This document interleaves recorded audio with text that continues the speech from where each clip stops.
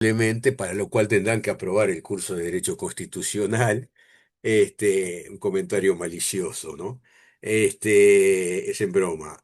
No, pero de cualquier manera, para poder, el ejercicio del derecho implica cotejar dos posiciones. Un juicio es eso, ¿no? Se parece a una actividad deportiva donde uno saca la pelota y el otro la taja o la devuelve o cosas por el estilo. Acá hay algo de eso también, porque vean ustedes, alguien toma una decisión eh, para aprobar una nueva norma o alguien toma una decisión para ver cómo se aplica una norma determinada.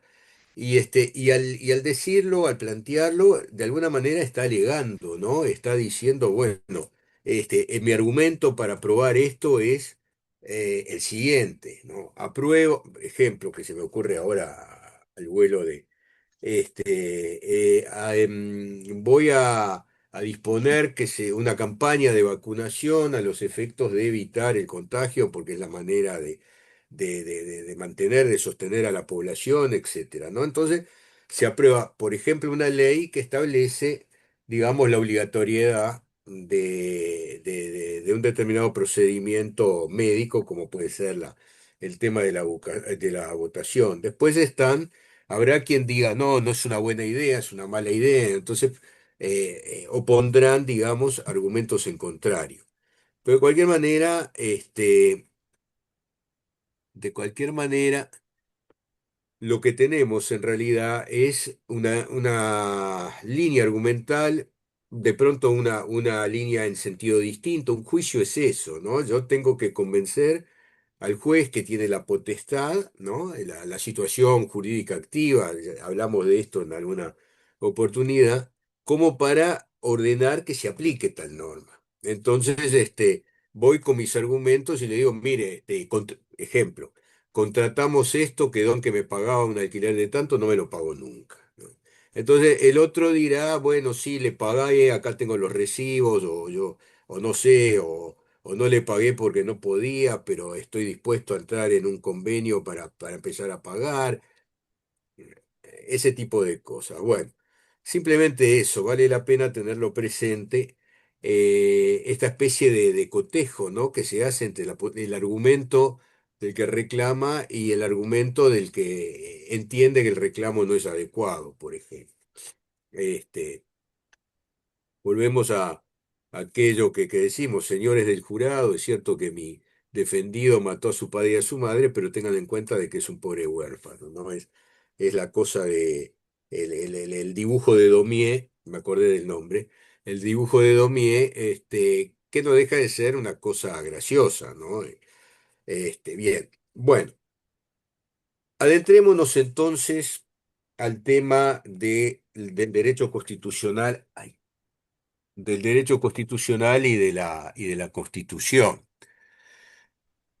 Vean ustedes, ¿qué quiere decir Constitución? Acá, como en todas las cosas, no hay una única posición, hay criterios que se pueden cotejar, que se pueden discutir, por ejemplo. Acá empezamos citando a un autor del siglo XIX, terminó su vida de una manera prematura, en un duelo creo que por el honor de una dama, bueno, Ferdinand Lassalle. Este es un alemán que plantea, esto es interesante, ¿no?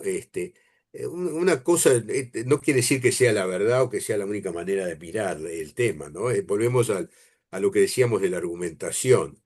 Pero él decía, en realidad, una constitución es la descripción de la suma de los factores reales del poder. ¿Qué significa esto?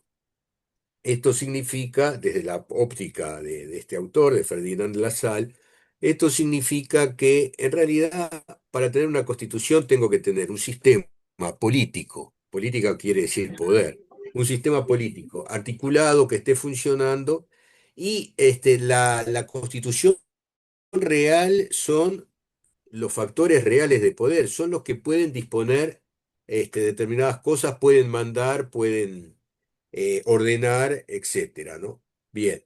Entonces decía, ¿qué son los factores reales de poder? Y bueno, él enumeraba, por ejemplo, los grupos de presión, podríamos decir los sindicatos, las Fuerzas Armadas, en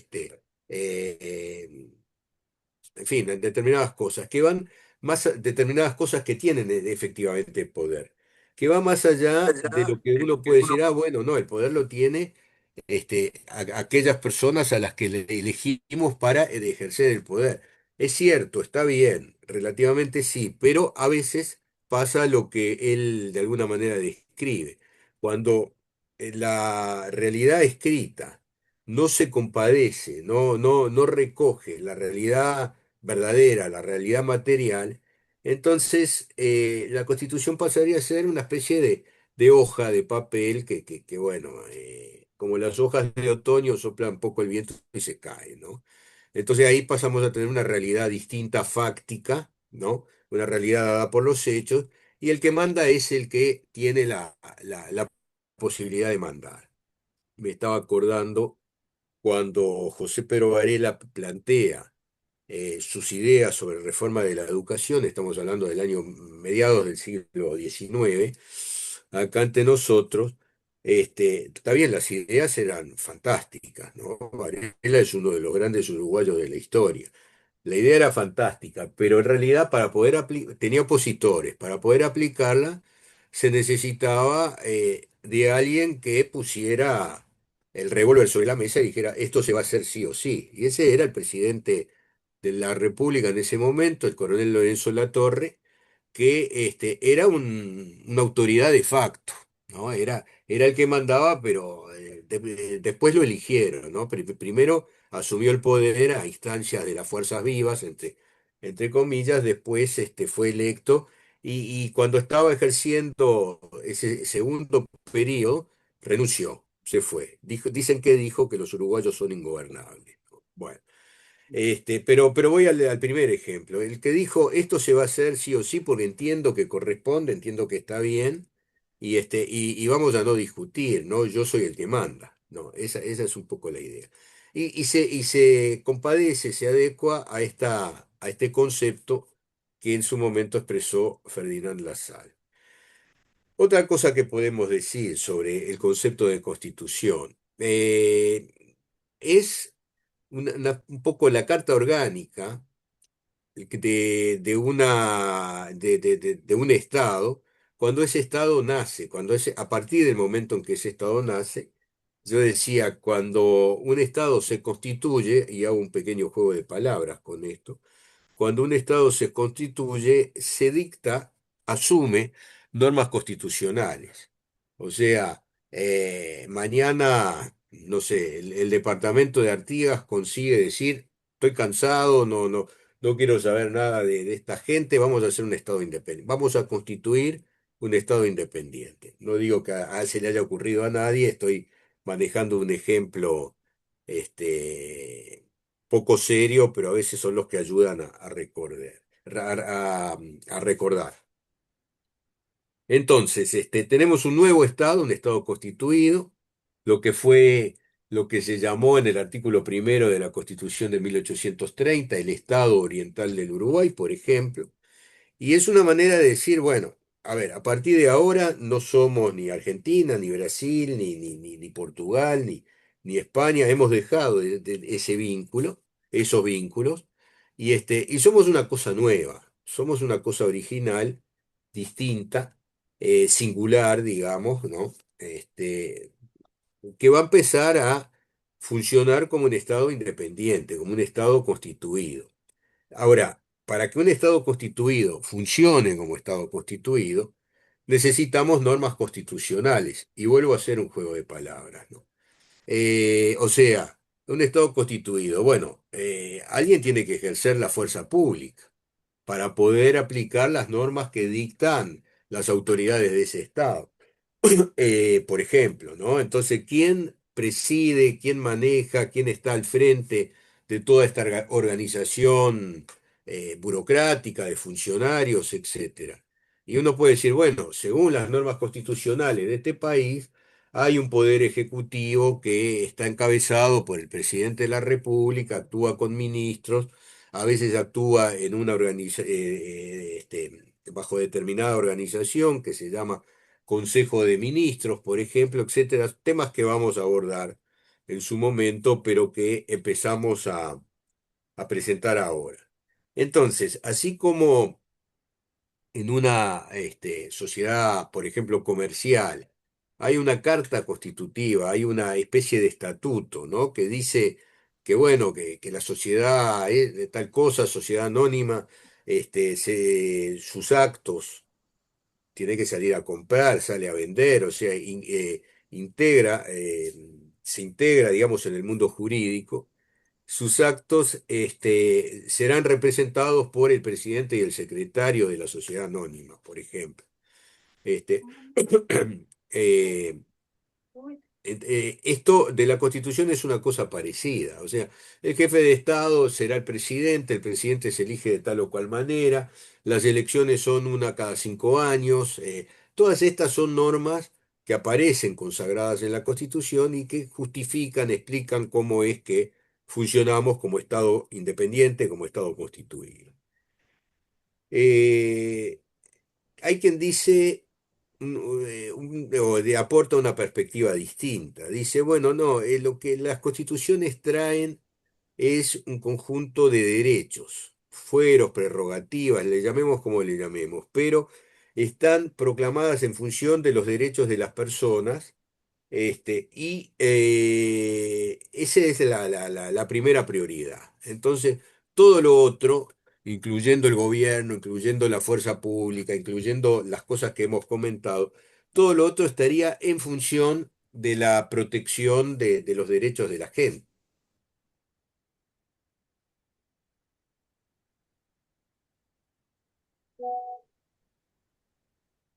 Proclama una especie de declaración de derechos y después una parte, digamos, orgánica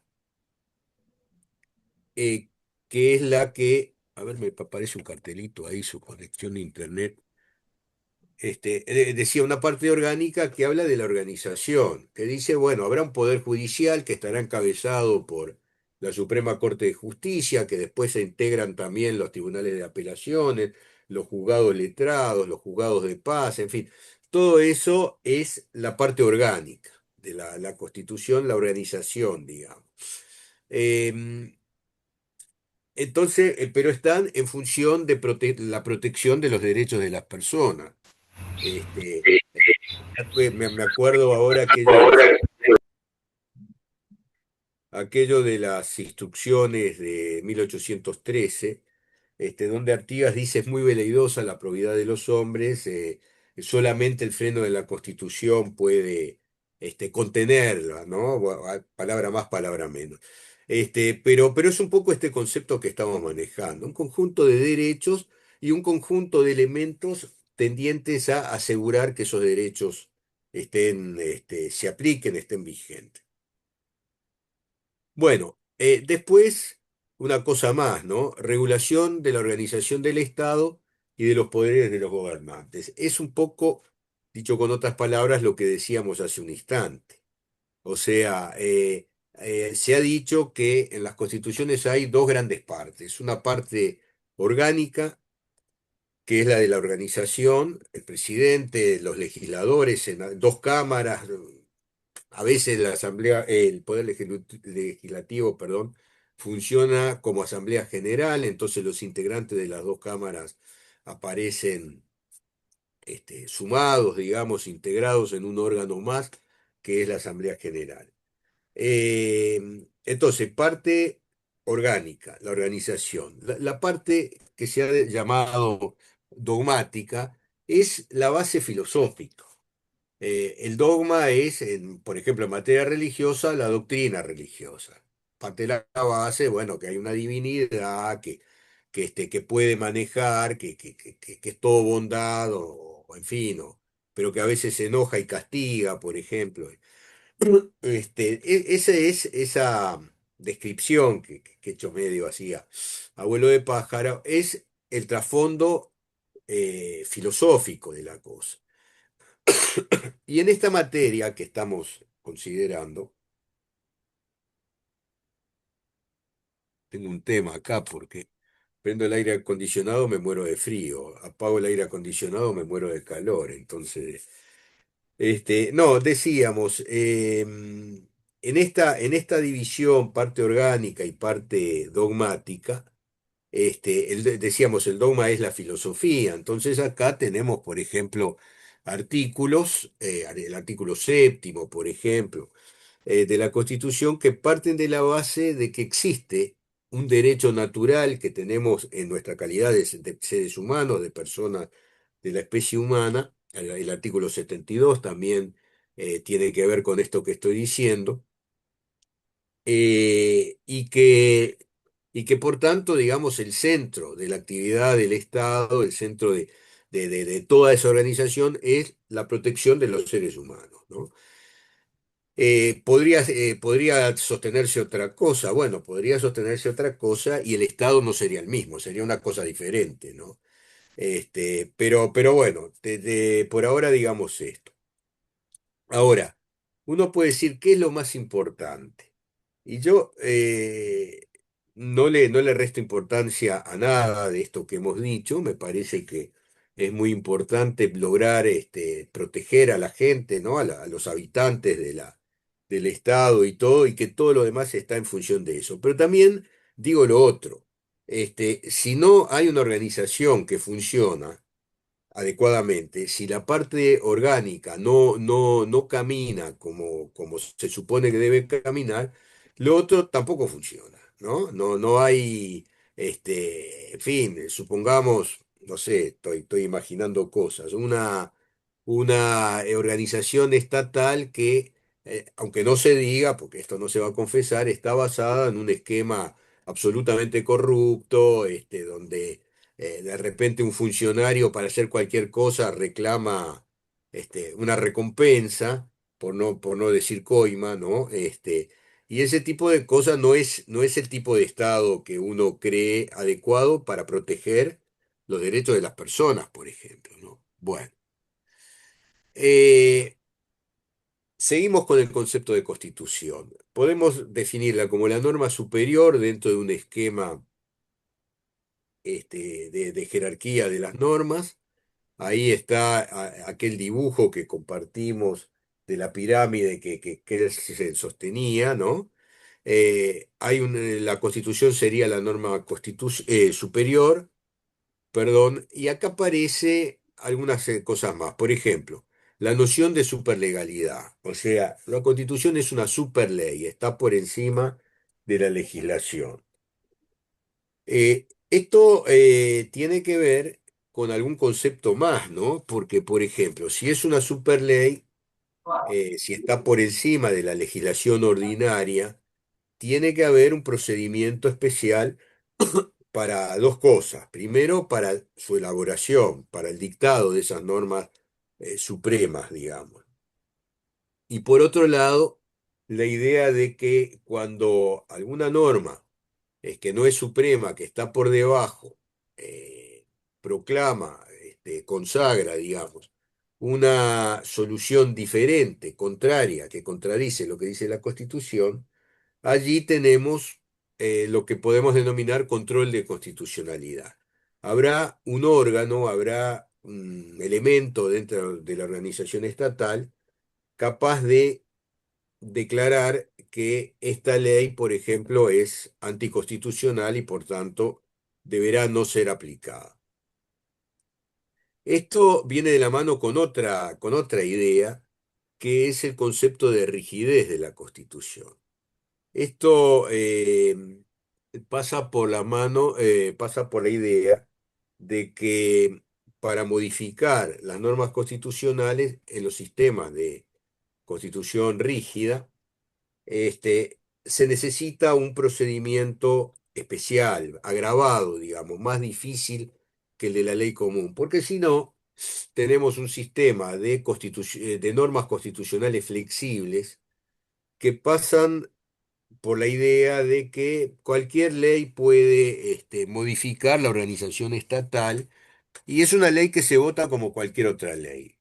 sistemas de constituciones flexibles. El modelo tal vez típico sea el inglés. El Parlamento vota, aprueba modificaciones, modifica, y nadie le dice, ah, no, pero usted está violando tal o tal cosa. A veces se dan estos fenómenos. Eh, es verdad que cualquier ley modifica la organización estatal, puede hacerlo, está en condiciones de hacerlo, pero puede ser que haya hay una especie, diríamos, de conjunto de disposiciones, de normas, que existe la convicción, yo diría, espiritual, ideológica, de que esto está en el primer nivel. O sea, aunque formalmente sean una ley igual que cualquier otra ley, hay algunas cosas que no se toquetean. En la convicción generada, en la cultura de un estado, de los habitantes de un estado determinado. Entonces, está todo bien, esto yo lo puedo cambiar mediante una ley ordinaria, pero prefiero no andar manoseando la Constitución. Por algo están las cosas allí, por algo la Constitución sobrevive, a pesar del transcurso del tiempo. Bueno, tercer concepto, tercera idea, el sentido valorativo de lo que es una constitución. La idea acá es la siguiente, es un poco lo que acabo de decir. O sea, está bien, pero acá estamos para sostener un conjunto de valores que es lo que la Constitución trata de defender, trata de proclamar, ¿no? Digamos, la soberanía de ese Estado. O sea, es un Estado soberano, quiere decir es un Estado independiente. Por ejemplo, en la valoración de los derechos de las personas. O sea, en este Estado no discriminamos a nadie por razones espurias.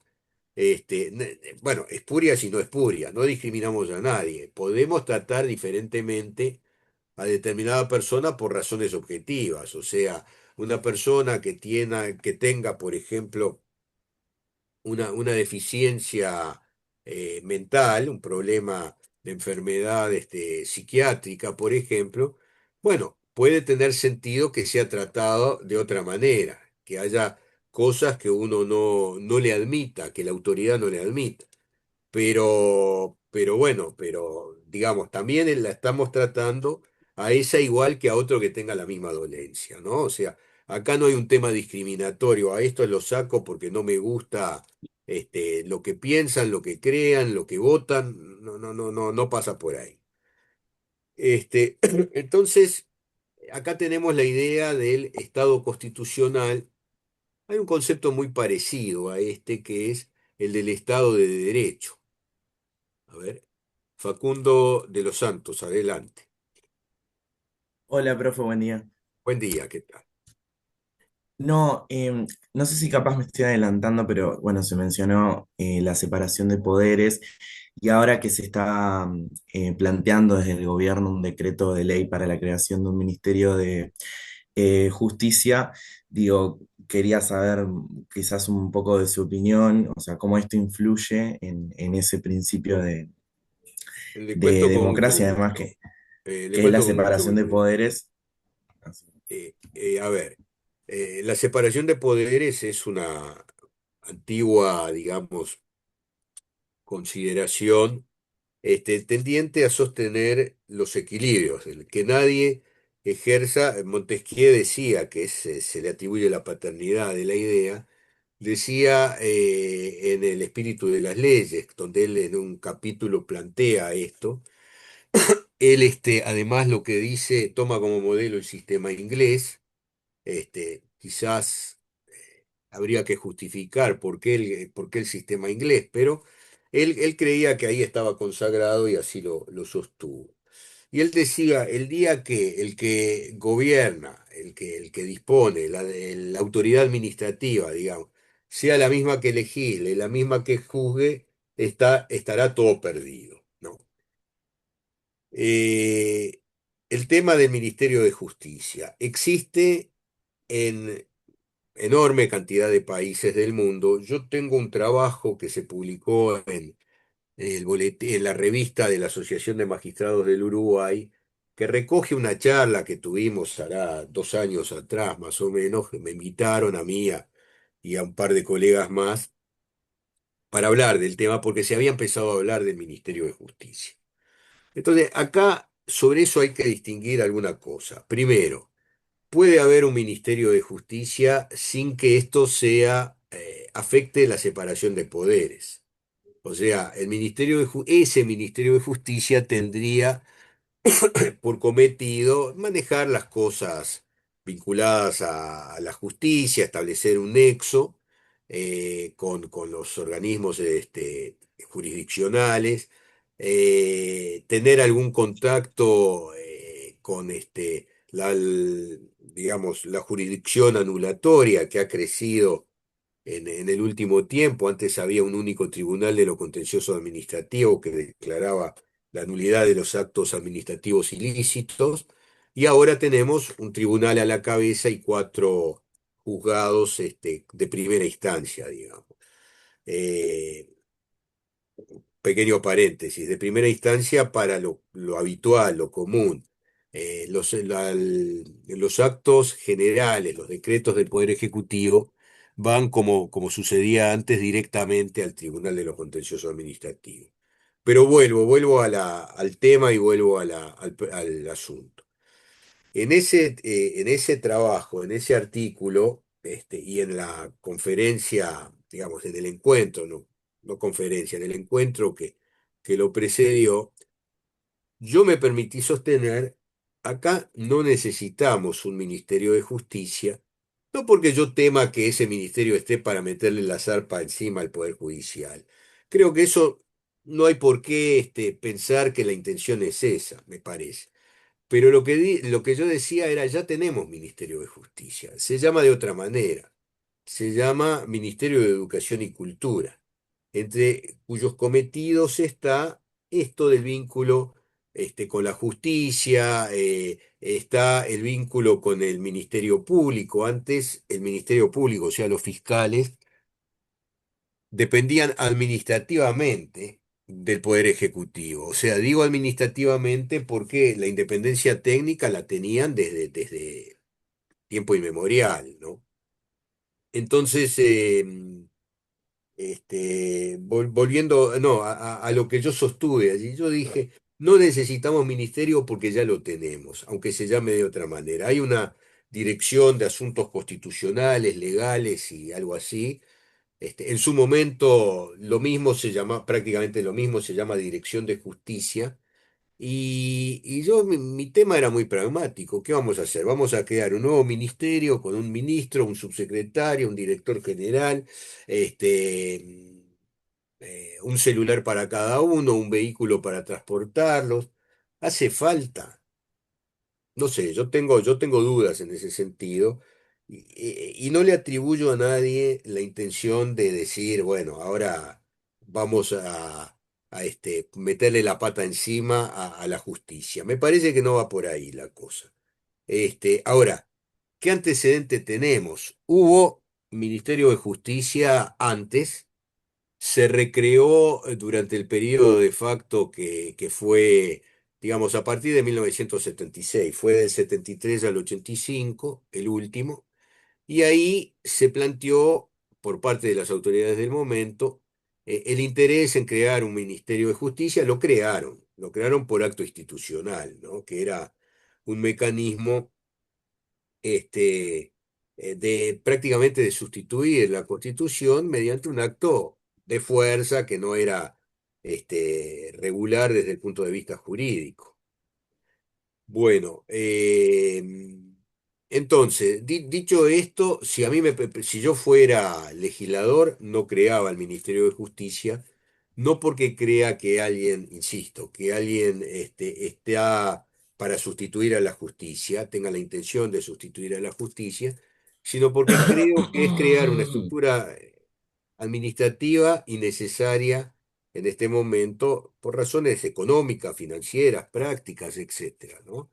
O sea, se han ido creando nuevos ministerios y eso, a veces hasta por razones de coparticipación, en el poder de gente de distintas extracciones políticas, de distintos partidos o de distintos sectores dentro de un partido determinado, ¿no?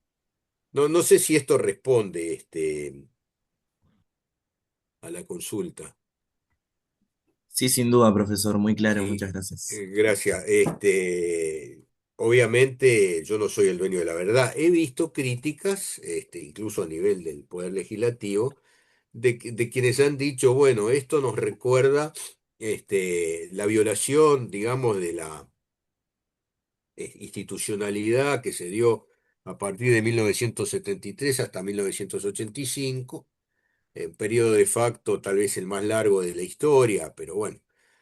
Así fue, y esto es querer de vuelta ponerle la pata encima a la justicia, a los fiscales. Ahora, eh, insisto, probablemente la intención no sea esa.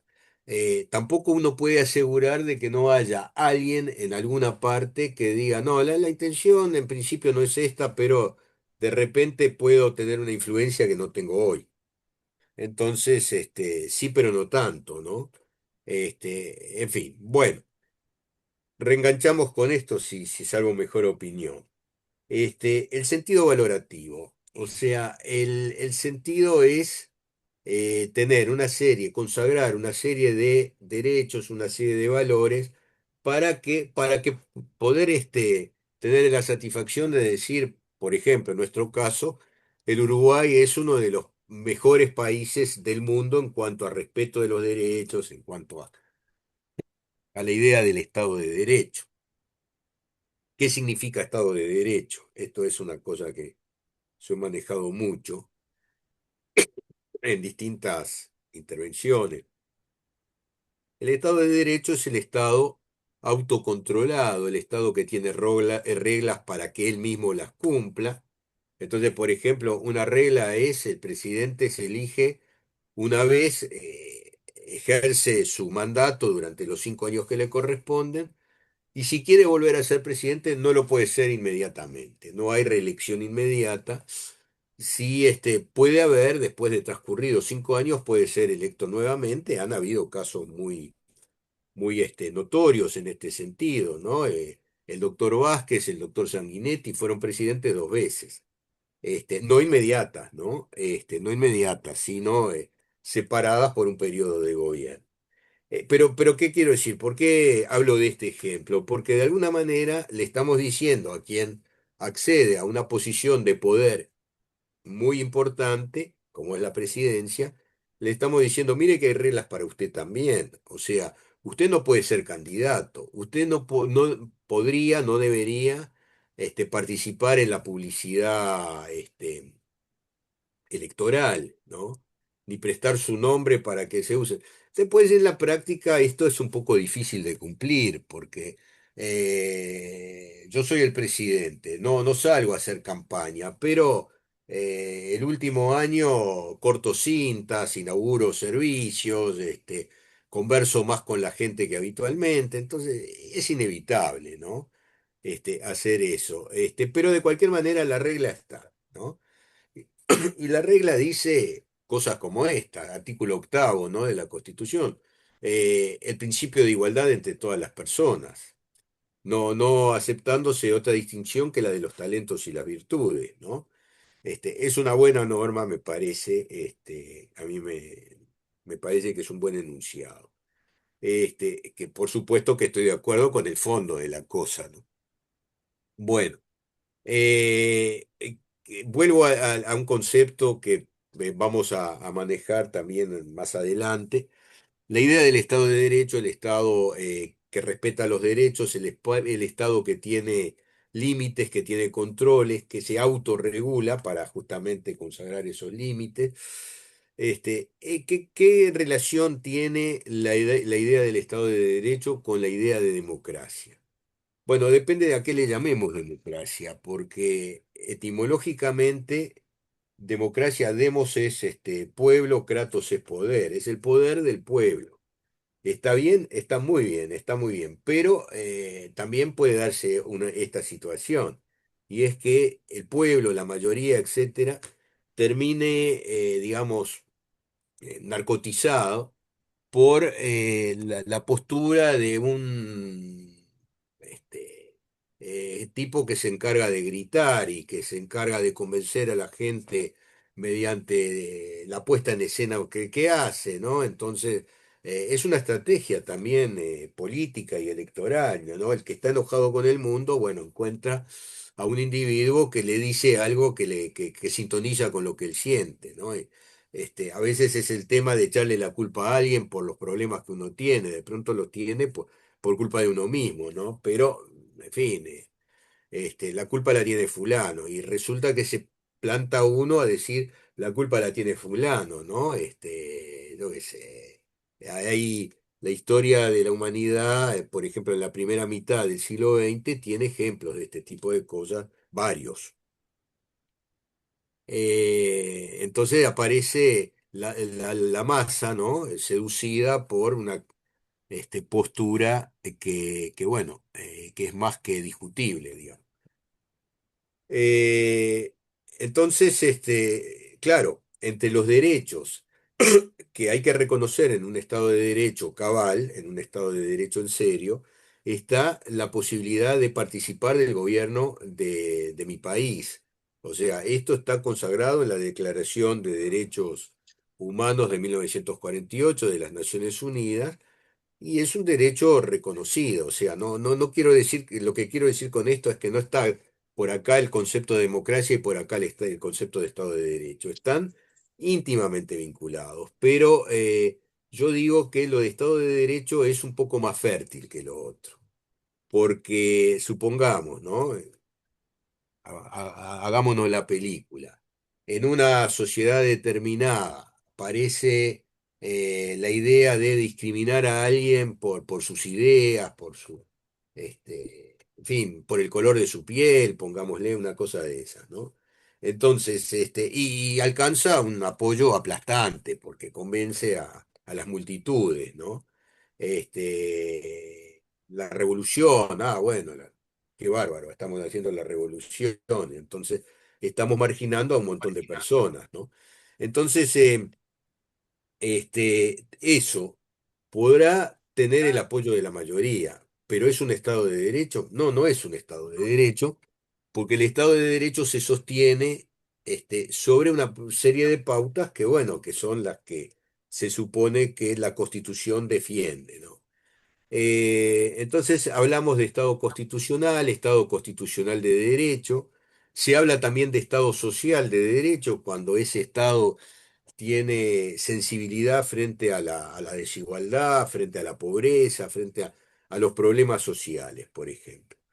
Bueno, entonces en ese sentido valorativo podemos citar el artículo 16 de la Declaración de Derechos del Hombre y el Ciudadano, aprobada, digamos, como prolegómeno de la Revolución Francesa, aprobada por la Asamblea Nacional Constituyente de 1789. Y dice el artículo 16 de esa Declaración de Derechos del Hombre y el Ciudadano, lo que ustedes tienen ahí, una sociedad en que la garantía de los derechos no está asegurada, ni la separación de poderes definida, no tiene constitución.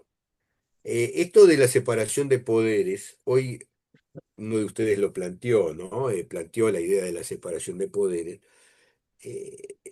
sintoniza con un concepto que se maneja por el derecho anglosajón, Estados Unidos, básicamente, Gran Bretaña, la existencia de frenos y contrapesos. O sea, la separación de poderes apunta a eso, o sea, el que legisla no juzga, porque si el que legislara fuera el que juzgara o el que juzgara fuera el que legislara, ahí habría una especie de asimilación, digamos, de lo que a mí me parece que es adecuado y entonces yo legislo en función de lo que me parece. Resulta que lo que me parece es una barbaridad de pronto, ¿no?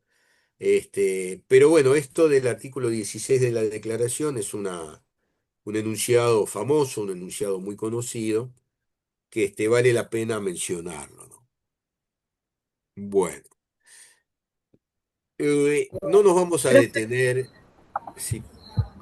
alguien comentó algo, Yo me mareé con lo del Estado constitucional un poco. a ver, le llamamos Estado constitucional a lo que muchas veces se denomina Estado constitucional de derecho. Es un Estado que tiene normas constitucionales, normas que tienen que ver con la manera en que ese Estado funciona. Y, y bueno, entonces, como tiene todo eso y funciona preservando los derechos de las personas, defendiendo los derechos de las personas, entonces ahí estamos en presencia de un Estado de Derecho o de lo que podríamos llamar también Estado constitucional de derecho, que es como dar un pasito más, es como decir, bueno, yo tengo un concepto acá que lo voy a cultivar, que lo voy a defender porque está bien, es un buen enunciado, estoy de acuerdo con esta mirada del mundo. En cambio, un régimen distinto, donde, por ejemplo, el que se opone al gobierno termina, curiosamente, tirado, perdón, tirado desde una ventana, ¿no? Esto ha sucedido, caído desde una ventana y nadie sabe si alguien lo empujó o no, parecería sospechoso, ¿no? Probablemente alguien sí lo haya empujado. Y bueno, ¿es un Estado de Derecho? No, no es un Estado de Derecho. Estado de Derecho es otra cosa.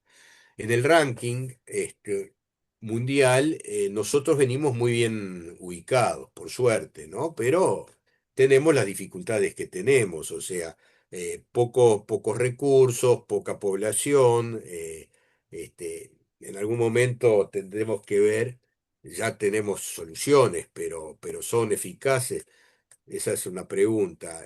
¿Cómo hacemos para evitar el abuso de poder por parte no de los gobernantes, sino por parte de los grupos de delincuentes, ¿no? El crimen organizado, ese tipo de cosas. Que es un problema que se nos está planteando en el continente y que lo estamos teniendo acá entre nosotros también. Bueno. eh, Hay Muchas algunas gracias. patas, digamos, algún origen del constitucionalismo moderno. Por ejemplo, no es muy moderno, ¿no? Esto que voy a decir, pero la llamada Carta Magna, que los nobles, los varones con B larga, los varones de Inglaterra le arrancan al rey Juan, conocido como Juan sin tierra, 15 de junio de 1215, o sea, plena Edad Media. eh, es considerado una especie de prolegómeno, digamos, una especie de antecedente de lo que fue, de lo que son las constituciones, el constitucionalismo en el mundo. Aprovecho a decir que la expresión constitucionalismo tiene cierta relación, tiene cierto vínculo con la protección de los derechos de las personas, ¿no? O sea, el mundo liberal, el mundo que se empezaba a liberar de las monarquías absolutas, por ejemplo, empezó a sostener la importancia de tener una constitución. Y vuelvo a 1813, ¿no? O sea, 600 años después de 1215. En 1813 aquella oración de Abril de Artigas, que es una pieza oratoria estupenda, ¿no?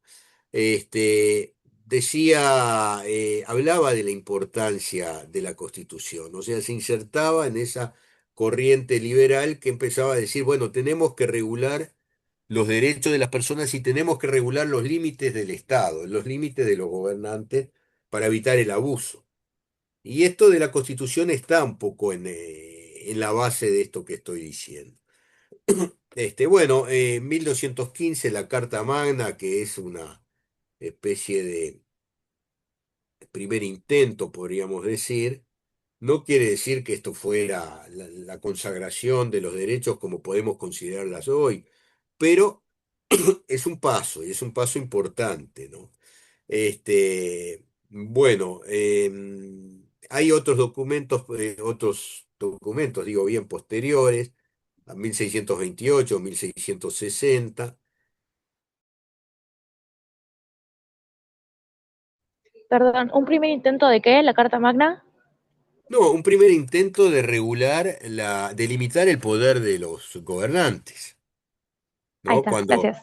Cuando los nobles le dicen al rey, mirá que vos serás el rey, pero mirá que todos nosotros somos más que vos, y si no, atenete a las consecuencias, ¿no? No con estas palabras, ¿no? Pero esta es la idea. Es una manera de empezar a limitar el poder absoluto de los monarcas. O sea, Juan era, en el fondo, un desgraciado, pero le estaban diciendo, mirá que te estamos viendo, mirá que estamos controlando, ¿no?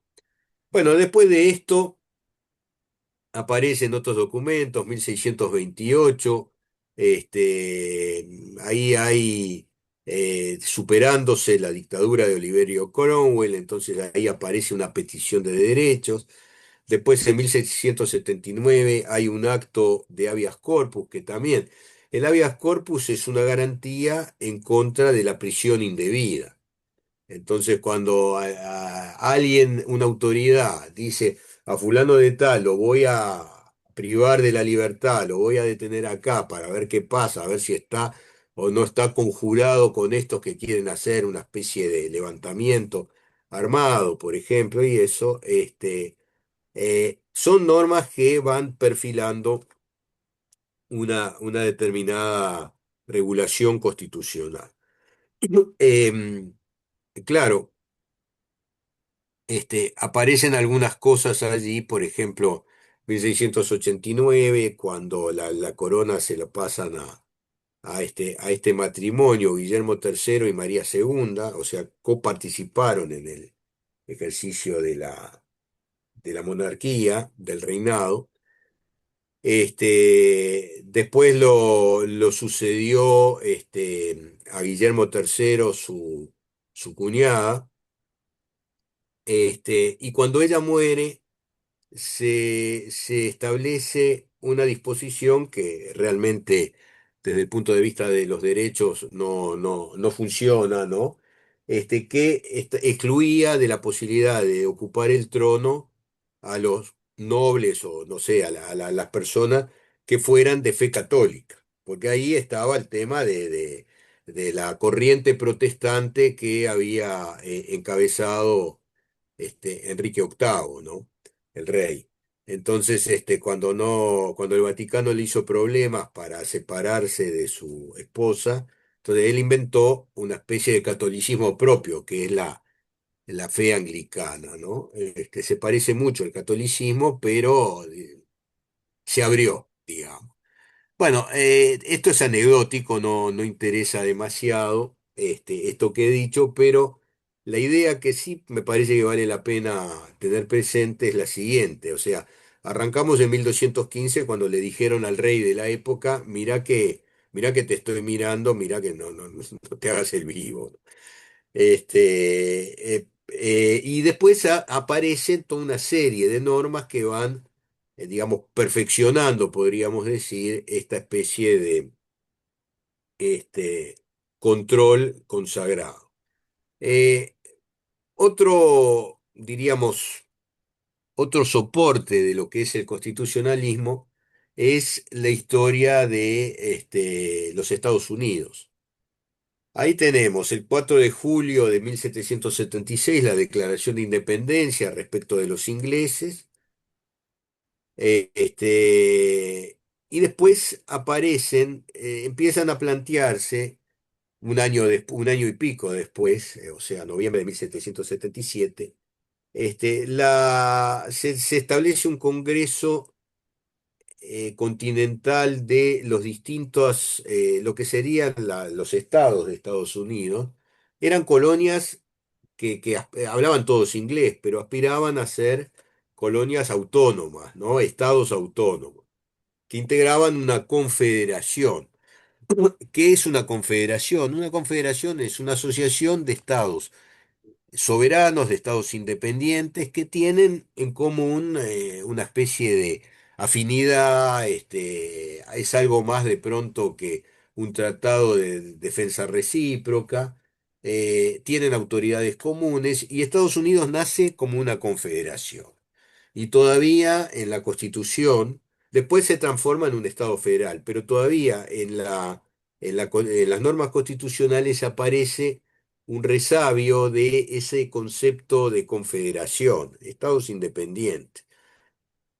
Esto se vio en la práctica cuando la guerra civil, o sea, eran estados presuntamente o que se planteaban como estados independientes, pero eh, congregados, convocados por normas comunes. Arrancamos por estos artículos de la Confederación y Unión Perpetua, o sea, somos independientes, pero estamos atados para siempre, ¿no? Unos con los otros, por un tema diríamos, de simpatía recíproca, Pero cuando la abolición de la esclavitud, a través de una reforma constitucional, ahí hay estados que dicen, Somos los estados confederados, nos vamos". Y ahí desde el gobierno federal, desde el gobierno central, se les dice, no, no, de acá no se va nadie, esto ya no es una confederación, esto es otra cosa, el Estado federal. Nace como confederación, termina con una serie de estados que tienen una autonomía muy importante, muy, muy marcada. Por ejemplo, hay estados que admiten la pena de muerte y otros que no la admiten. Hasta la abolición genérica de la esclavitud, había estados que tenían, esclavistas, digamos, que tenían la pretensión de poder manejar una cosa de ese tipo, ¿no? De que era legítimo, y estados que eran abolicionistas y que dicen, no, esto no puede compadecerse. Hemos llegado a una evolución determinada, tenemos determinada filosofía de vida, tal vez con algún componente religioso también, ¿no? No podemos tener esclavos, no tiene sentido. Bueno, esto determinó una guerra con centenares de miles de muertos, ¿no? Y el asesinato del presidente, ¿no? Del presidente Lincoln. Eh, bueno, en 1791 les agregan las 10 primeras enmiendas. Ellos siguen con la primera constitución de 1789 y entró en vigencia en 1789, este, con una serie de enmiendas. Sostienen que siguen con aquella antigua constitución hasta el día de hoy, pero retocada, enmendada, lo de la abolición de la esclavitud era una enmienda constitucional que se aprobó por el Parlamento, etcétera, que fue, se filmó una película muy, muy interesante sobre Lincoln.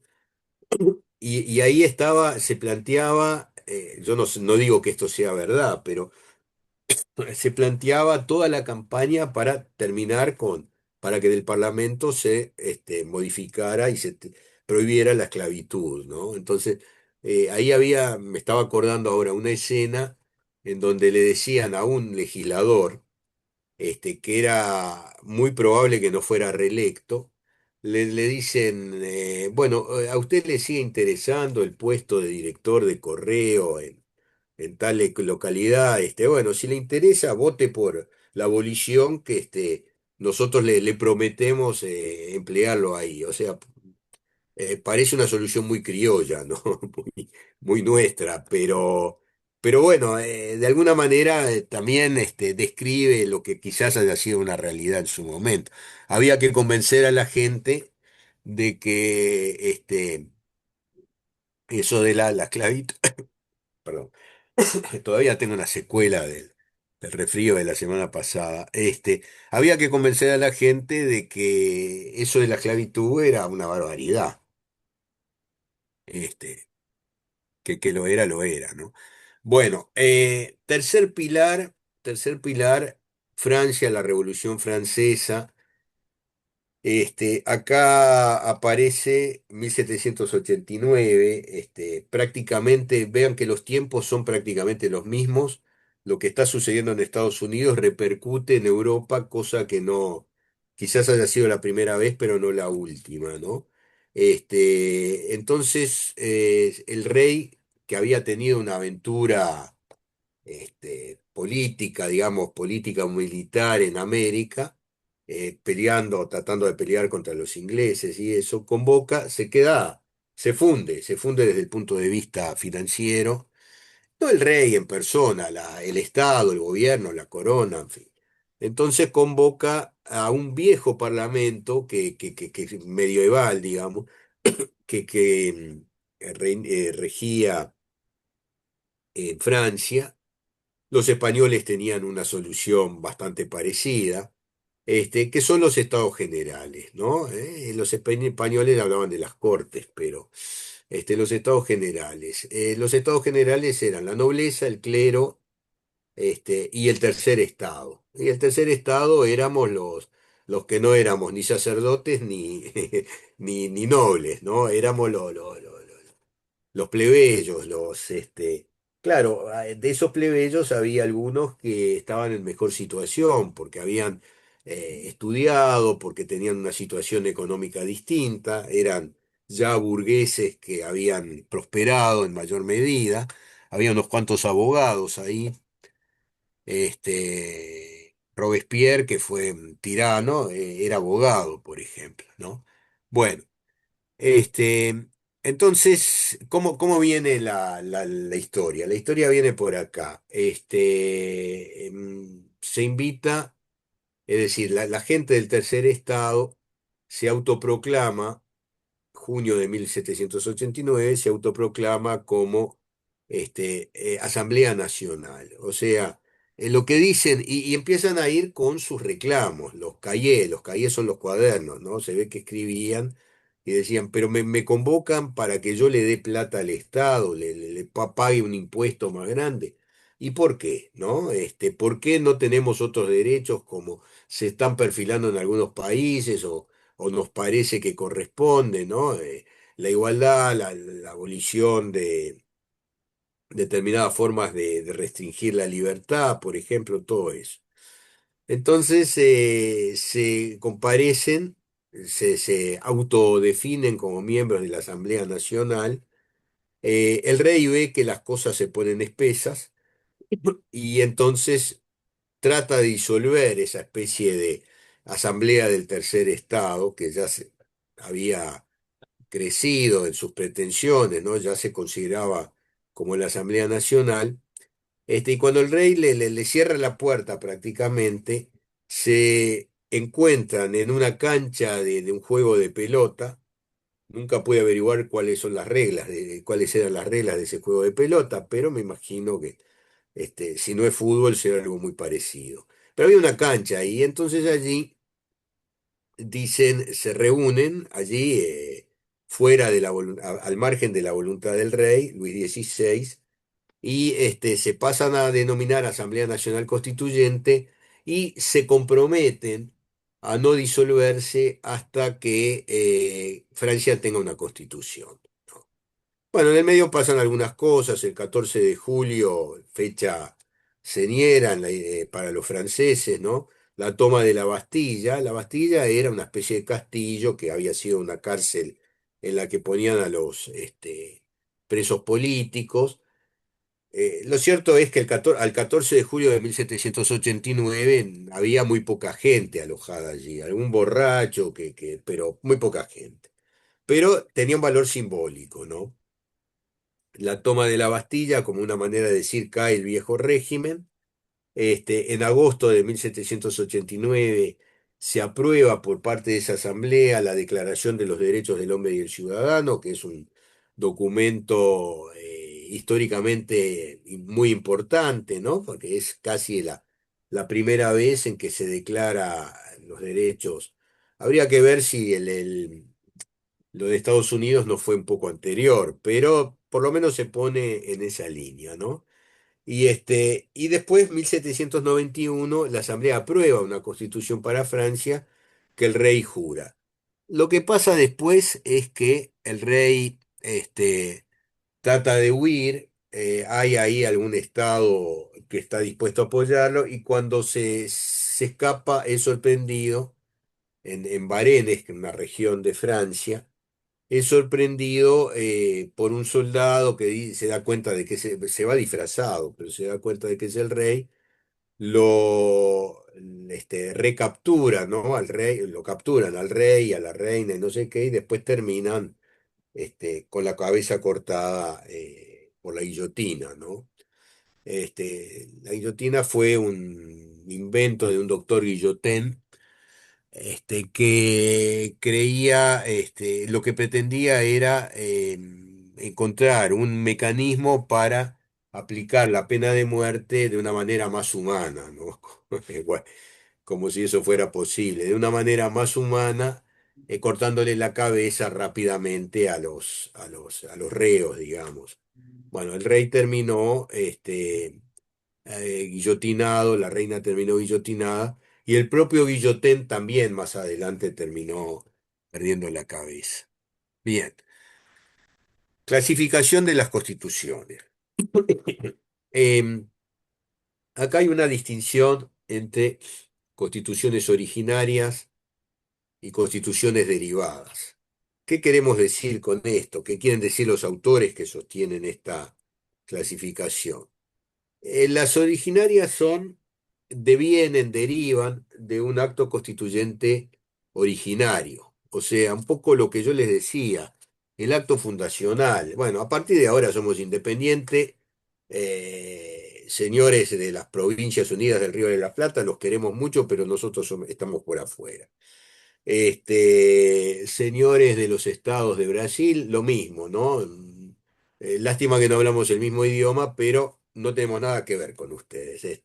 Allí Rivera, había tomado las misiones y con eso de alguna manera catapultó, la posibilidad de que se concibiera a lo que había sido la provincia cisplatina, a lo que había sido la provincia oriental, se considerara como un estado separado, un estado distinto. Si ustedes ven la Constitución de 1830, el artículo primero habla del Estado Oriental del Uruguay y después más adelante se habla de la República. Y después a partir de 1918, cuando empezamos a modificar las normas constitucionales, empezamos a hablar de la República Oriental del Uruguay, nombre oficial de nuestro Estado. Bueno, pero en ese momento donde se origina un nuevo ordenamiento jurídico, surge un nuevo Estado. En la mirada de Kelsen podríamos decir, bueno, hay un nuevo ordenamiento distinto que conforma un Estado específico, diferente. Ahí tenemos un acto originario, ¿no? A partir de ahí arrancamos toda una trayectoria, todo un trayecto de historia nacional de un determinado estado, de historia estadual, podríamos decir, de un determinado estado. Porque lo de nación puede tener más de una acepción, entonces por eso hago la aclaración, ¿no? Este, ¿Qué hay detrás de una constitución originaria? Y normalmente hay un acto de fuerza, hay una separación de esa población, de ese estado, una separación respecto de su historia anterior. Un acto fundacional. Yo diría que hay un poco una especie de explosión, una especie de Big Bang, ¿no? Los físicos y los astrónomos o los astrofísicos eh, parten de la base de que el universo se originó en una determinada explosión, ¿no? Y a partir de ahí, bueno, se dispersó por lo que hoy es el universo, el polvo cósmico, se crearon los planetas, se crearon las estrellas, en fin, acá hay para todos los gustos, ¿no? Para todas las creencias, digamos. Pero yo hace poco leía en un libro que en realidad estaba escrito por dos físicos, ¿no? que había una tribu en un país de Sudamérica, que no sé si Bolivia o que en su creencia hablaban de un dios bueno, que como le tenía dolor de panza, entonces ahí digamos, expedía las estrellas, los planetas, etcétera, ¿no? Lo cual no deja de ser muy pintoresco, muy divertido, pero parecería que por lo general los dioses no tienen dolor de panza. Bueno, este, bueno, entonces tenemos una primera explosión, un acto de fuerza, alguien que se aparta, ¿no? Con mayor o menor, digamos, intensidad de ese acto de separación, pero no deja de ser una ruptura. Bueno, y las derivadas son aquellas que en una trayectoria de un estado determinado se van modificando de acuerdo con los mecanismos previstos en aquel acto originario. O sea, en general, las constituciones tienen mecanismos, prevén mecanismos para su modificación. O sea, en general, en las constituciones, ¿qué tenemos? Tenemos una declaración, diríamos, dogmática, la parte dogmática, donde habla de los derechos de las personas, habla de las razones de ser del Estado, o sea, es un poco la base filosófica de ese Estado. Y después la parte orgánica, que es la de los organismos que funcionan. Yo sobre esto iba a agregar algo que no lo hice, lo voy a hacer ahora. Pero una de las cosas que en general prevé es partir de la base de que esta primera constitución no es para siempre. Esto se va a ir modificando cada vez que la sociedad, la comunidad entienda que haya necesidad de adaptar las normas y traerlas al mundo actual, al mundo moderno, ¿no? Entonces, bueno, la abolición de la esclavitud en Estados Unidos se hizo mediante el mecanismo previsto, ¿no? No le cayó bien a todo el mundo. No, lo que se me pasó por la mente, pero no lo dije, creo que no lo dije, es lo siguiente, ¿qué es más importante, la parte dogmática o la parte orgánica? Y ahí yo les digo, perdón, les comento que muchas veces dentro de la organización, dentro de la parte orgánica, están las bases que permiten perfilar la parte formal, la parte dogmática, digamos.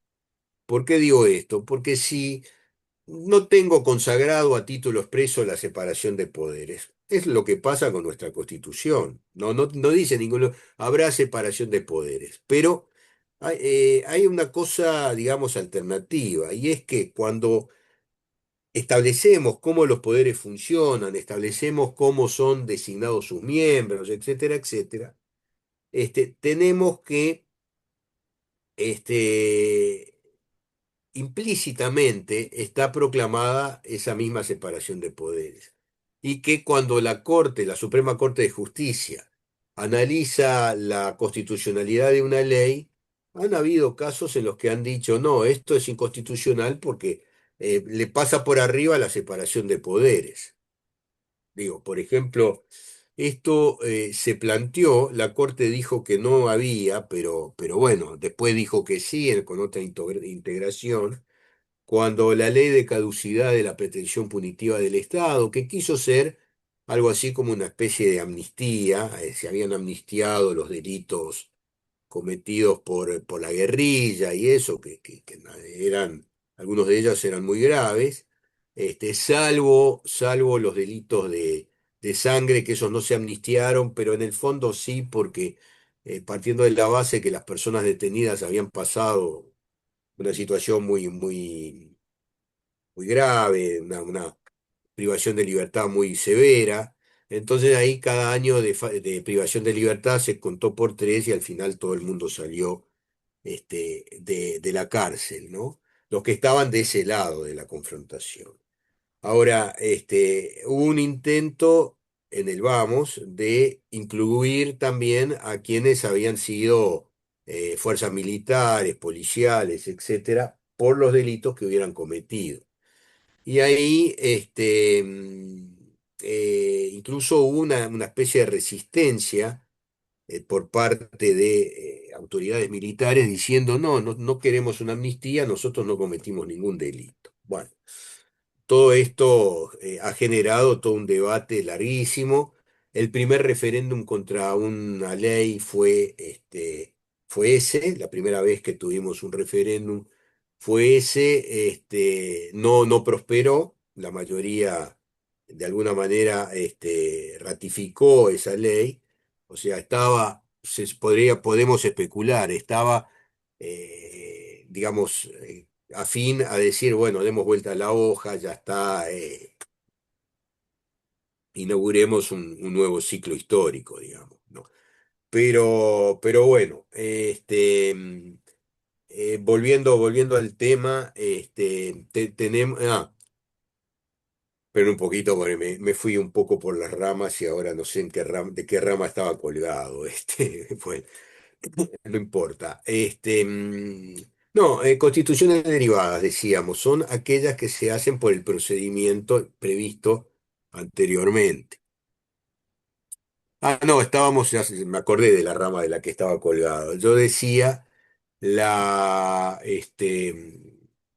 la proclamación de, de cómo funciona el gobierno, de cómo funciona el poder, este, es la parte orgánica y muchas veces incorpora, sin proclamarlo, incluso incorpora otros valores como la separación de poderes. O sea, no tenemos, no, en ningún lugar en la Constitución se habla explícitamente de la separación de poderes, pero sí hay una organización de los poderes de gobierno que demuestran, de los poderes de gobierno, y tenemos tres organismos constitucionales de control: Tribunal de lo Contencioso Administrativo, Corte Electoral, Tribunal de Cuentas, que se ubican, yo diría, en el primer nivel de organización del gobierno. Hay quien, Barbagelata, por ejemplo, decía, estos son poderes de gobierno también. Bueno, depende de cómo se mire, tal vez sí, pero tienen un papel similar. A ver, el Tribunal de lo Contencioso Administrativo es una especie de calco de lo que es la Suprema Corte de Justicia. Cinco miembros en ambos casos, un mecanismo de designación que es el mismo en ambos casos, ¿no? Se designan los integrantes por 2/3 de miembros de la Asamblea General, o sea, por el Poder Legislativo, y si en 90 días no hay consenso para designarlos, el ministro del Tribunal de Apelaciones más antiguo pasa a integrar la Suprema Corte de Justicia o el Tribunal de lo Contencioso Administrativo, lo que esté vacante en ese momento. Bueno, otra manera de clasificar. Este, Según un criterio formal, ¿no?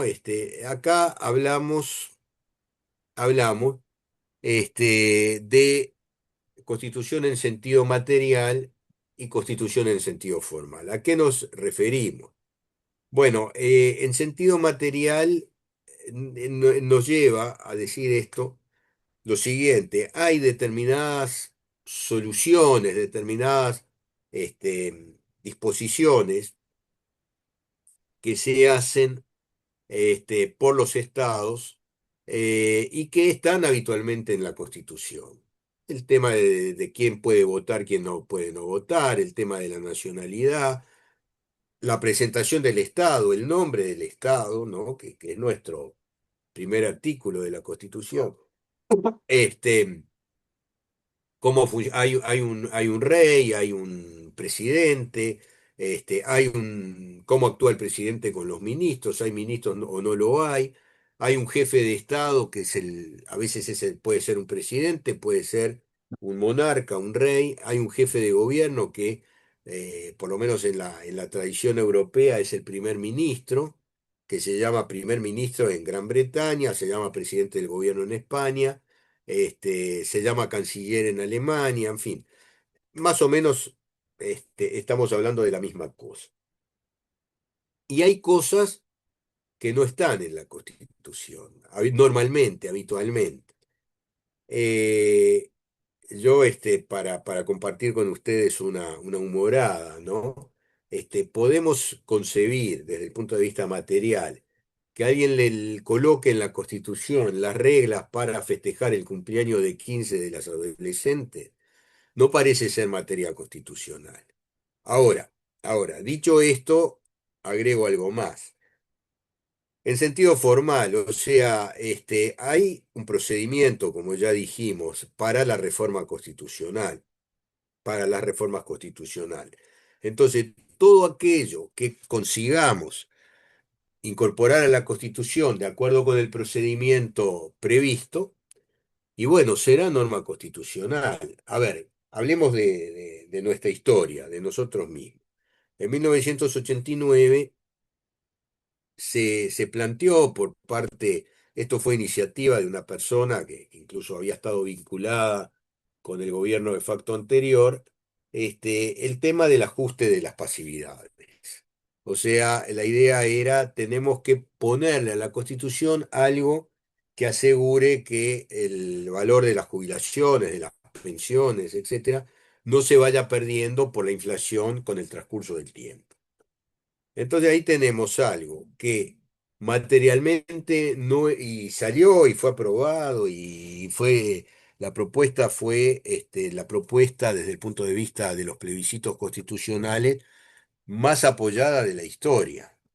O sea, todo el mundo no, pero mucha gente, hubo algún grupo político que dijo que no, que eso era deficitario para el Estado, que el Estado se iba a ver agobiado por el costo, pero en general la gran mayoría de la población, aparentemente, si la memoria no me falla, prácticamente un 80% de nuestros compatriotas, de nuestros ciudadanos compatriotas, aprobó esa reforma constitucional, eh, este, porque el tema, en fin, le interesaba a mucha gente. O sea, o soy yo que estoy jubilado, o soy yo que me voy a jubilar el año que viene, o soy yo que no me jubilo todavía, pero si la vieja, mi madre, no sigue cobrando la jubilación de una manera actualizada y entonces va a ser un problema para la familia, ¿no? También yo tendré que colaborar en la sustitución de lo que necesita para vivir, ¿no? Entonces es buena cosa. Bueno, lo cierto es que una enorme cantidad de gente acompañó la propuesta. Eso era constitución en sentido formal, está en el artículo 67 de la Constitución actualmente y se incorporó sin chistar y sin hacer problema en torno a.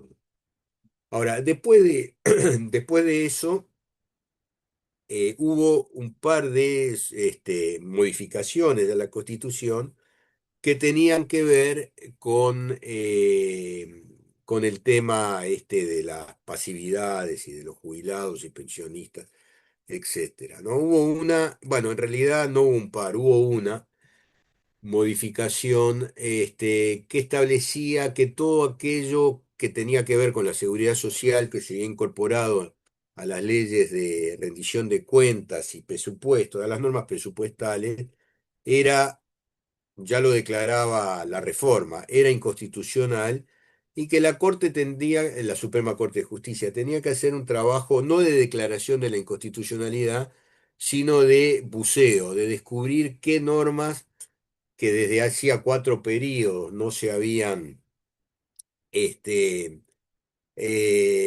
habían hablado sobre la seguridad social, qué normas habían para eliminarlas y dejarlas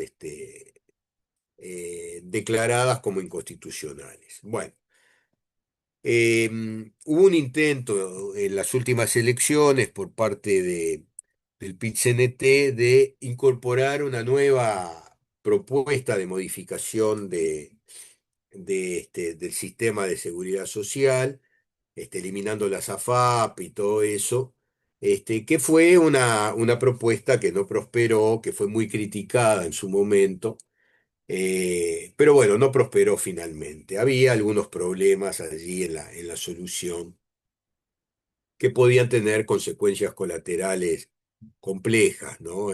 Bueno, y por eso incluso en el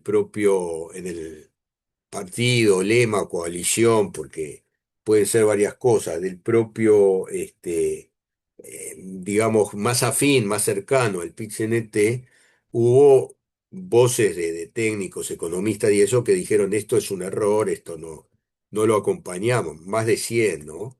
Que eran personas vinculadas, pero que decían esto desde el punto de vista económico puede ser una complicación. Bueno, en fin, son cosas, anécdotas que ayudan a entender el tema. Pero yo diría, volviendo un poco a la ironía, si nosotros somos capaces de cumplir los procedimientos del artículo 331 de la Constitución para cambiar, podemos a partir de ahí meter casi cualquier cosa, ¿no? Digo casi, llegará el momento de que me voy a explicar por qué digo casi, pero de cualquier cosa, incluyendo las reglas para los cumpleaños de 15 de las adolescentes. A ver, la reunión se está transcribiendo, sí, está bien. Este, bien.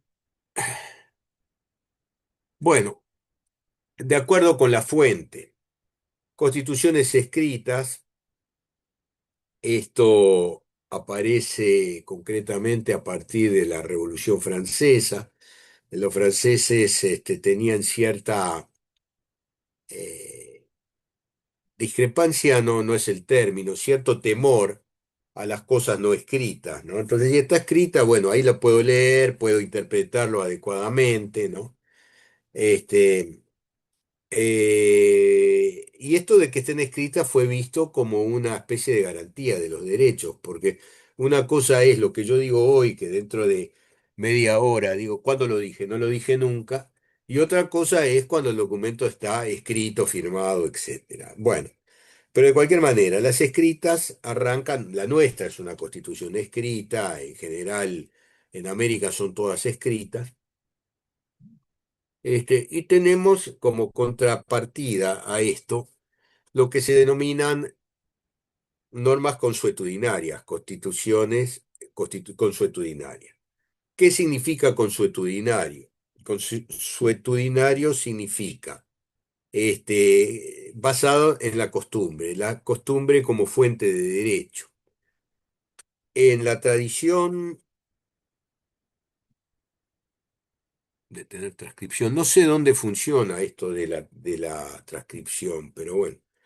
Este, la costumbre como fuente de derecho es una práctica muy generalizada en Gran Bretaña, por ejemplo, y los países que se han basado en el modelo inglés.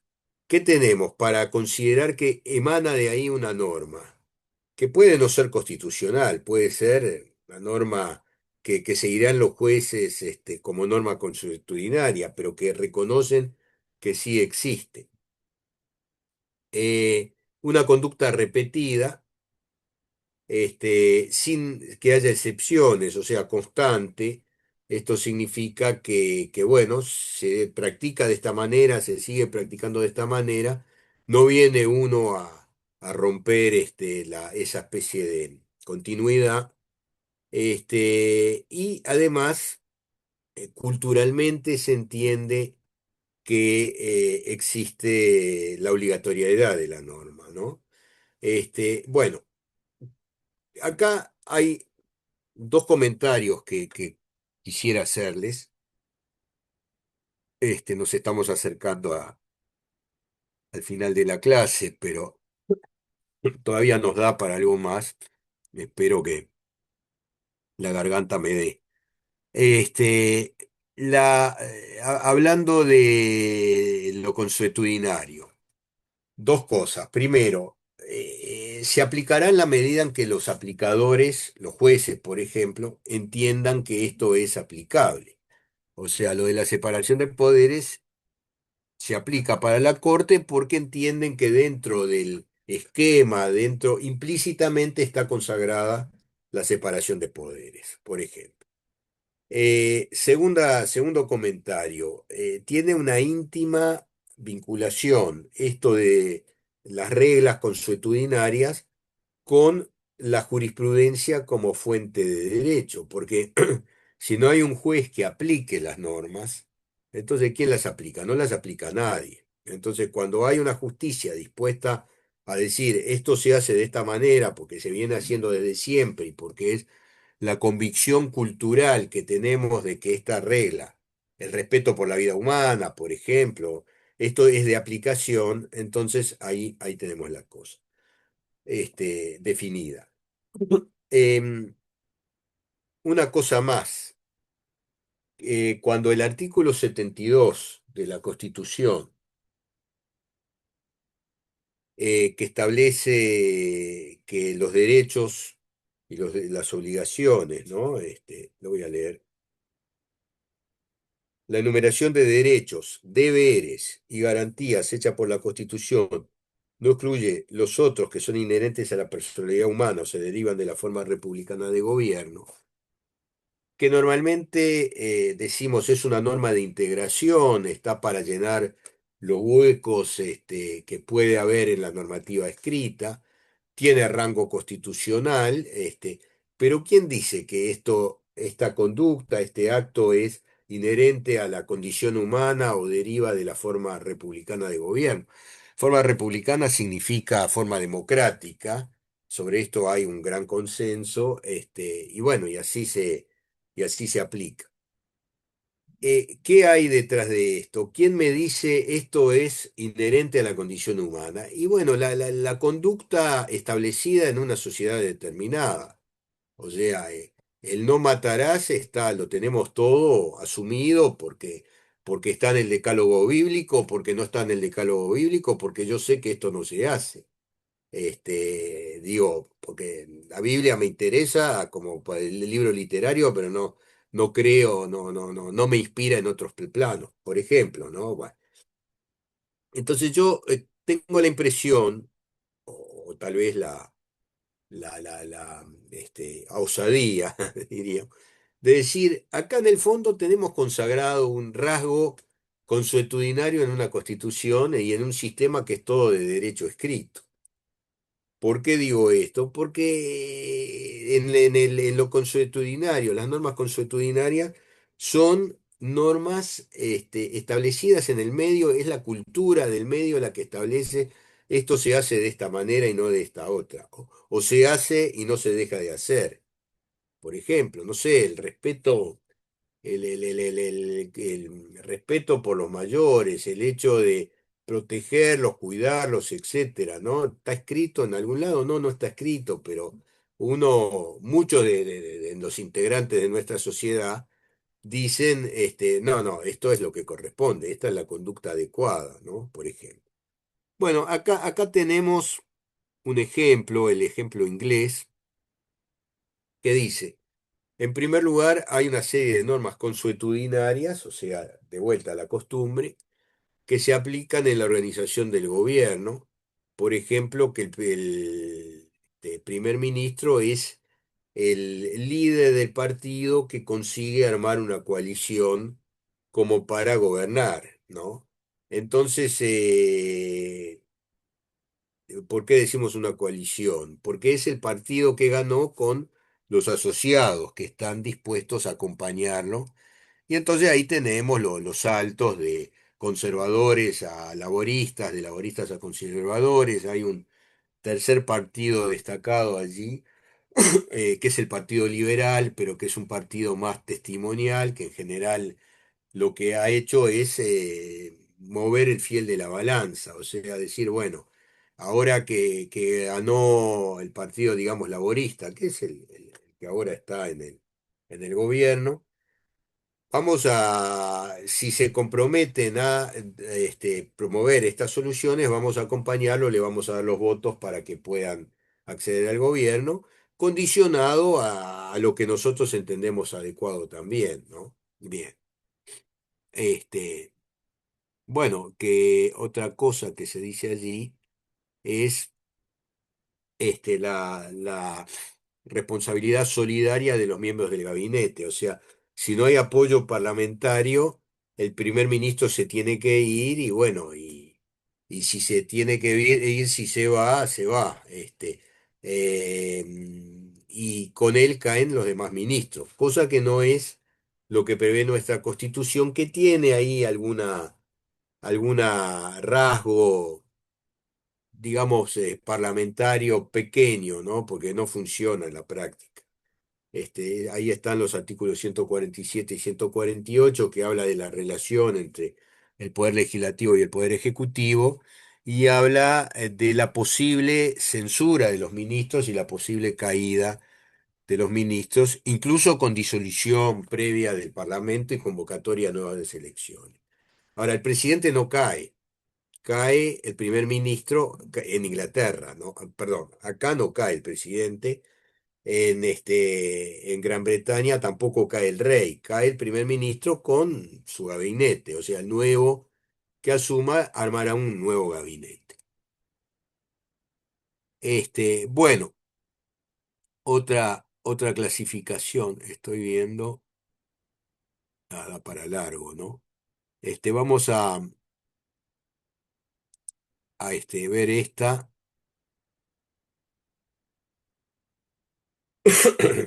En función de la unidad o la dispersión también se puede distinguir. Constituciones codificadas en general es la solución habitual. Hay una especie de código, un libro, un texto que contiene las normas constitucionales. Y cuando se modifica, se está modificando ese texto, esa especie de código. Em, la contracara de esto son las normas constitucionales dispersas que tienen rango constitucional, pero no son un único código, un único texto. Esto puede complicar la vida del intérprete o del aplicador, porque yo me puedo estar olvidando de que en el año tal o cual se aprobó una ley que no modificó esto de ahora, una reforma constitucional que no modificó nosotros, nuestra práctica, lo que estamos acostumbrados es, hay que cambiar tal cosa, bueno, este artículo se baja y este otro se sube, ¿no? Lo de la última, acto, eh, este, la última elección, ¿no? Hubo dos proyectos de ley, uno que modificaba el sistema de seguridad social, eliminaba las AFAP, le pasaba al Estado los ahorros de la gente dentro de la AFAP, todo eso. Y el otro, ese fue el proyecto que plantearon el PIT-CNT, en fin, los sindicatos. Y el otro partió de un conjunto de legisladores del Poder Legislativo, bueno, obviamente, si son legisladores, son del Poder Legislativo. Un conjunto de legisladores que planteaban eliminar la prohibición del allanamiento nocturno por parte de la justicia, ¿se entiende, no? Ha habido algún proyecto de ley en ese sentido, pero tenemos un artículo que dice que el hogar es inviolable y que no se puede entrar sino por el consentimiento del jefe de hogar y eso, ¿no? Y esto en la noche, ¿no? Y esto ha sido un problema, ha sido criticado, hay muy pocos países que consagran esa solución. Nosotros somos uno de ellos y cuando parecía que, según las encuestas de opinión, que había cierta inclinación por aprobarlo, porque estamos preocupados por el tema de la delincuencia y de ese tipo de cosas, empezó a quedarse el apoyo y finalmente tampoco prosperó. Ninguno de los dos proyectos caminaron, ¿no? Pero hay antecedentes anteriores, ¿no? Yo creo que hay una especie de inflación constitucional por otra razón que explicaremos en su momento, otro mecanismo de democracia directa, que determina que la gente cuando quiere cambiar un tema importante dice, bueno, pongámoslo en la Constitución. Esto parecería que nuestra población no tiene muchas ganas de andar manoseando la Constitución. Entonces salió sí lo de la seguridad social, volvió a salir esa especie de segunda inquietud respecto de la seguridad social. Salió la reforma del agua, por ejemplo, ¿no? Que fue la última solución, la última modificación, pero en otras cosas hay cierta cautela, ¿no? Parecería. Bueno, tuvimos algo así, algo parecido a esto, cuando durante el último quiebre institucional, que fue de 1973 a 1985, empezaron por parte de la autoridad de la época a producir lo que se denominaron decretos constitucionales o actos institucionales, copiando una solución que se manejó en Brasil, en Argentina, en fin, en tiempos de ruptura institucional, en tiempos de golpe de Estado. Eh, Después tenemos allí como solución dispersa una serie de normas del siglo XIX, prácticamente según no demasiado separadas en el tiempo, ¿no? Por ejemplo, la organización del Senado, la organización de los poderes públicos, las relaciones entre los poderes públicos, entonces se fueron regulando y eran normas de materia constitucional y de rango constitucional. Y bueno, ahí tengo, ahí estoy viendo en la biblioteca un trabajo, actos constitucionales, que se publicó durante la dictadura pasada y que no están todos, porque se llegaron a 20 actos institucionales, algunos sin mayor importancia, no cambiaba demasiado, otros más importantes. Hubo un acto 8 que trató de reorganizar el Poder Judicial, por ejemplo, pero hubo otras cosas. Hubo un acto 7A que habilitó la destitución de los funcionarios públicos. Hubo la intención de las autoridades del momento, que no eran autoridades electas, vamos a entendernos, de cambiar determinadas cosas y ahí hubo de todo. Hubo cosas que eran interesantes, que eran útiles, y hubo cosas que uno decía, bueno, ¿cuándo daremos vuelta a la hoja? Y esto es un mamarracho, ¿no? Es como todo, pasa siempre. Bueno, este, vamos a esta clasificación que es muy importante y ahí me comprometo a cortar. Hay un autor de Gran Bretaña, James Bryce. En 1901 él estaba como agregado, como en una función diplomática en Estados Unidos. De manera que tenía la experiencia delante de los ojos estadounidense y tenía la experiencia inglesa. Entonces él distingue ahí. Dice, hay constituciones que son rígidas, que son las más actuales, las más modernas. Claro, en ese momento las soluciones estadounidenses eran más actuales. Además, Estados Unidos de América se había separado, se había independizado de Inglaterra, ¿no? Las distintas colonias que luego fueron estados.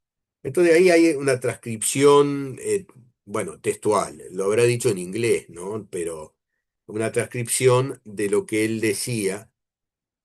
Dice, las constituciones antiguas se pueden llamar flexibles porque son elásticas, se adaptan.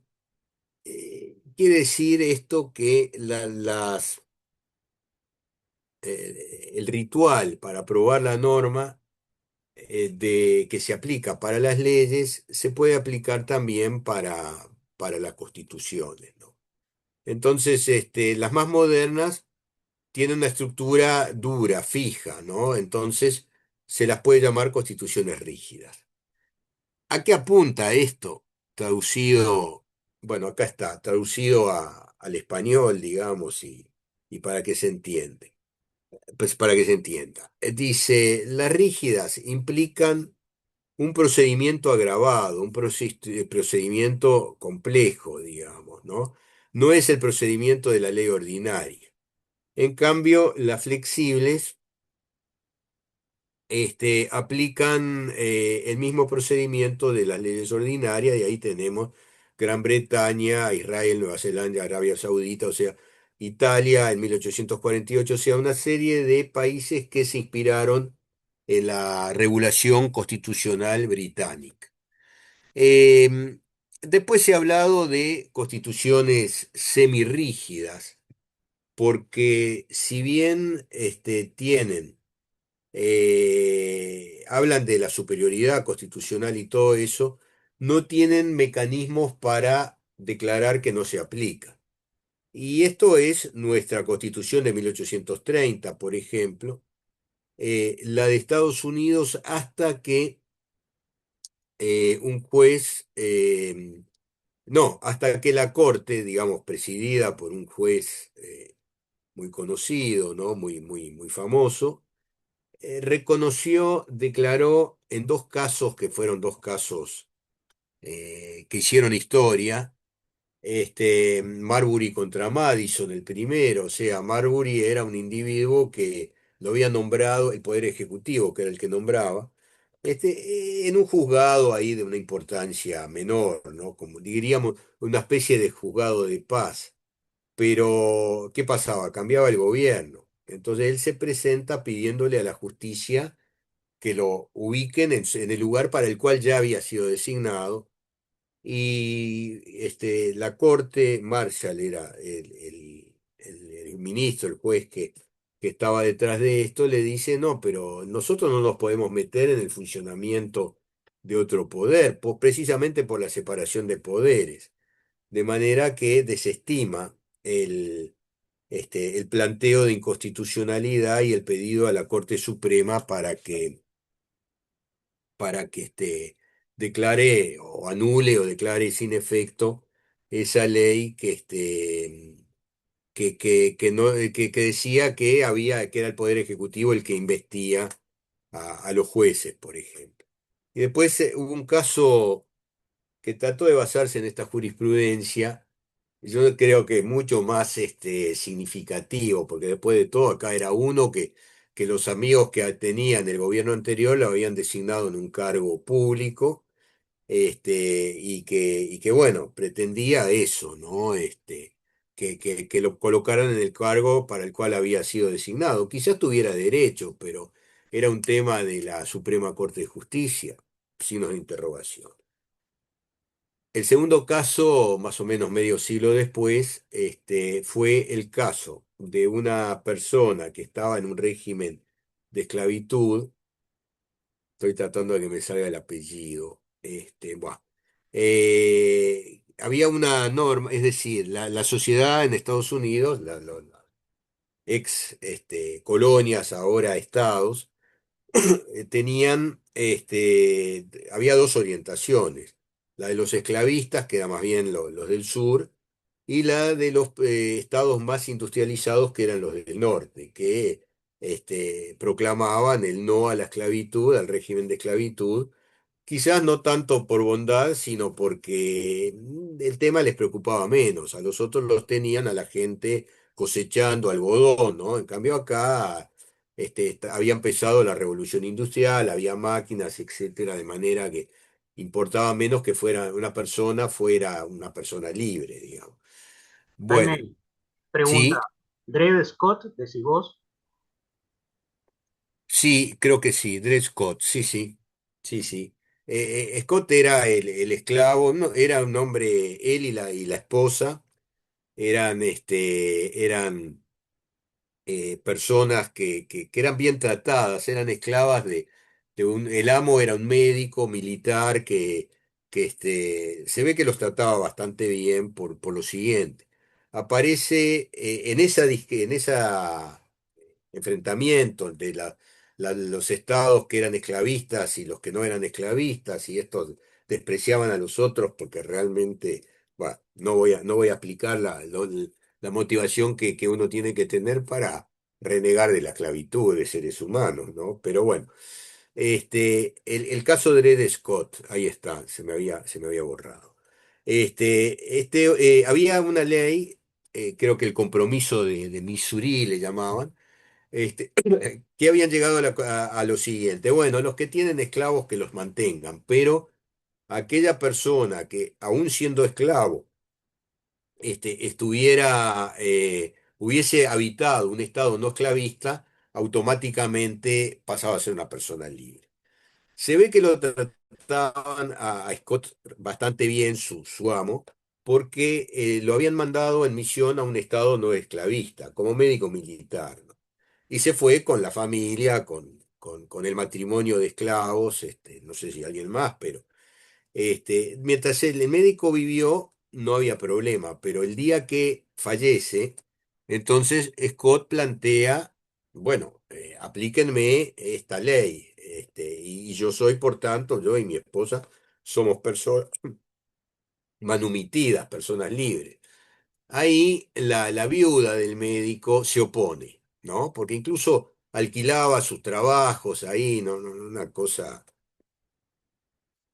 realmente nauseabunda, ¿no? Pero se opone y hay ahí toda una discusión que termina en la Corte Suprema de los Estados Unidos, o sea, con jurisprudencia que había variado, ¿no? O sea, uno dijo que sí, el otro dijo que no. Cuando llega a la Corte Suprema, los miembros de la Corte llegan a la conclusión de que están atados por el antecedente de Marbury contra Madison, y que por tanto saca una sentencia espantosa, ¿no? Que dice que los esclavos no son ciudadanos, entonces no pueden comparecer ante la Suprema Corte, que esto vulnera el derecho de propiedad y que por tanto tal cosa, o sea, vomitivo, ¿no?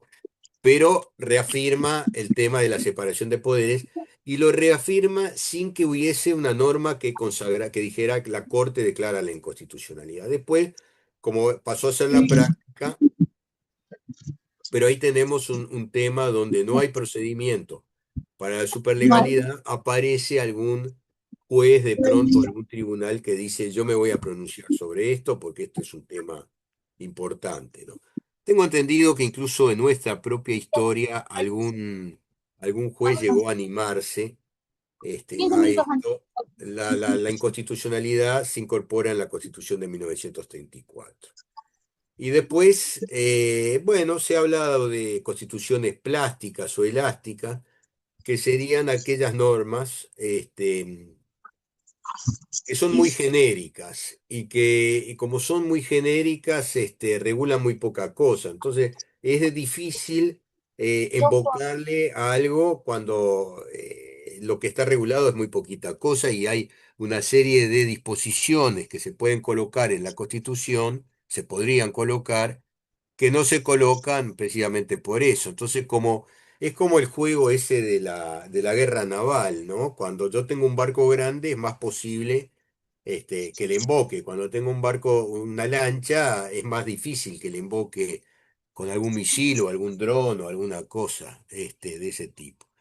Em, bueno, y después, ¿qué tenemos? Las normas pétreas, eternas, inmutables, que son aquellas normas que no se pueden cambiar teóricamente nunca. Nosotros tenemos, por ejemplo, al principio de nuestra Constitución, algún artículo que podría entenderse de esta especie. Por ejemplo, cuando dice artículo segundo, ella es y será la República, ¿no? Será para siempre libre e independiente de todo poder extranjero. Artículo tercero, jamás será el patrimonio de persona ni de familia alguna. Ahora, esto parece ser para toda la eternidad, ¿no? Sin embargo, si ustedes ven el artículo 331, que es el que consagra los mecanismos de reforma, si ustedes ven eso, dice, esta constitución será total o parcialmente modificado de acuerdo con uno de estos procedimientos. Entonces tenemos allí una contradicción. O sea, por un lado hay cosas que dicen jamás, ¿no? Con lo cual uno diría, esto no se puede modificar, esto está Es el edicto perpetuo, ¿no? Está ahí para toda la eternidad. Y la otra Profe, es que todo se puede modificar. Sí, Profe, Adela. disculpe. profe, disculpa. Eh, No, Estamos acá. si podía silenciar a todos. No, no, sabe que no lo hice porque estamos terminando ya, ¿no? Lo dejamos por acá. Sí, sí, lo vamos a hacer en lo sucesivo, lo vamos a hacer, pero ya no vale la pena. Bueno, nos estamos viendo el miércoles.